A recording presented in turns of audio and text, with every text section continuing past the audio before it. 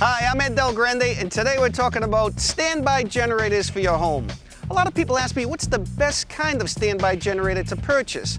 Well, remember, this is going to be at least a $5,000 investment, so I tell people get a generator that fits your lifestyle. Families that should consider standby power are families with elderly members or young children because you want to make sure the heat and the air conditioner stay on at all times. Also nowadays, a lot of people run businesses out of their homes, and you have to make sure that you can keep your office equipment up and running. A lot of people travel. When you leave your home, you want to make sure your systems always stay running. And finally, standby generators are mainly for emergency situations such as storms. The generator is installed outside of the home, much like an air conditioning unit. They're generally retrofitted into existing homes, but homes under new construction or major remodeling can also be pre-wired for a standby generator, saving on final installation costs later. Standby generators run on propane or natural gas and are hooked up into a home's existing gas lines. A transfer switch installed outside or downstairs monitors utility power and automatically transfers the electrical load to the generator when the power is lost, usually within 10 seconds. When utility power returns, the process is reversed and the generator shuts off. A standby generator can power lights, televisions, and radios, but will also power items like electric heaters or air conditioning, sub pumps, refrigerators, electrically operated wells, home security systems, home office equipment, and even cordless telephones. To determine what size generator is needed, homeowners should contact a licensed electrical contractor who's familiar with standby generators. The power professional can review your electrical wattage requirements and match the right size generator for your needs. Now, the best way to describe how standby generators work is to actually show you. This is an on-site demonstration of a standby generator to show how quickly and automatically they respond in the event of a power failure. All right here's the transfer switch, and you can see by the little lights on the computer here that the power is coming from outside from the utility pole. Well, I'm going to simulate a power failure by shutting off the main breaker, and watch what happens. The computer will sense there's no power in the house, it'll start the generator up automatically, and once it senses that generator is up to speed, then the transfer will take place. Well, enough talk, let's get to the action. Okay, here goes the breaker.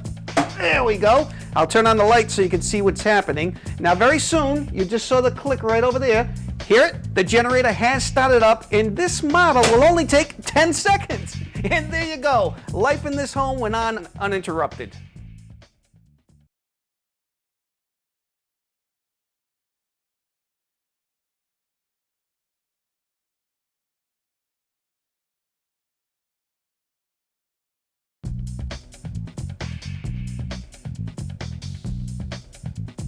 Hi, I'm Ed Del Grande, and today we're talking about being prepared in the event of a storm or a prolonged power outage. I want to show you an easy way to keep your family safe during an emergency.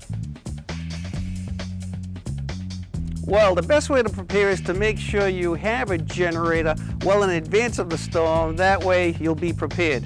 But whether you have a generator or not, there are some precautions and some objects you should have on hand, and I recommend getting one of these. You can make it yourself. It's an emergency storm bucket, that's what I call it, and the bucket itself will contain all these objects, believe it or not. Yes, they all fit inside, and a lid keeps them all fresh and dust-free. Now, once you take off the lid, I want to point out that the bucket itself is a tool. If you live on a well and you need to flush your toilets, well, you can keep a bathtub filled with water, dip that in, and you can flush your toilets with a bucket. Some other objects you have, you do need flashlights, emergency kits like the first aid kits, batteries, matches, candles, safety gear if you're removing debris, and also make sure you have a disposable camera.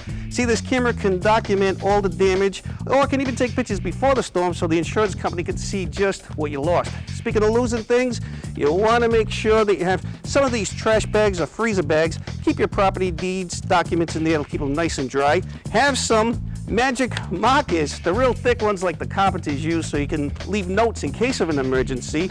And also we have the duct tape, which is very important, and a landline phone. Now, most people have cordless phones. They won't work during a storm. Finally, have a radio so you know what's going on. I recommend one of these with a crank. It's things like this that will help your family get through a storm.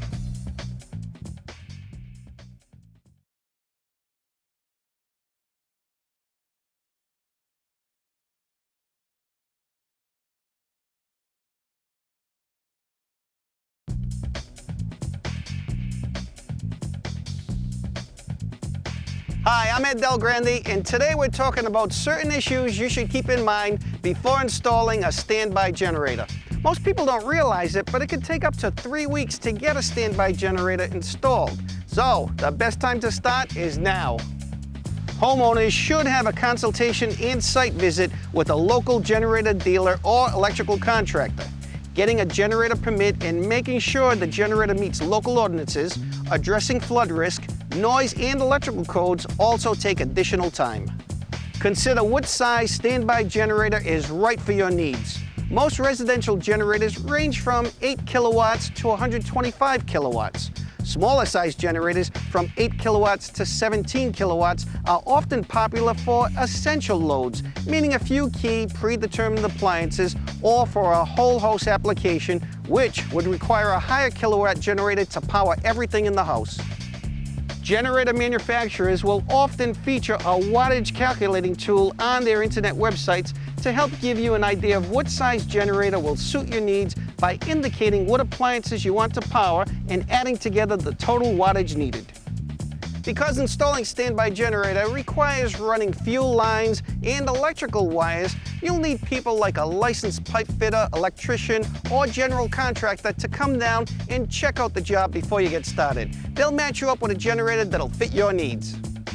Qualified installers will also be familiar with your local regulations, such as flood, noise, and electrical codes. When the job's complete, they'll make sure it's within total compliance. To find one of these distributors, check the manufacturer's website or the Yellow Pages, and that way you'll get a dealer right in your area.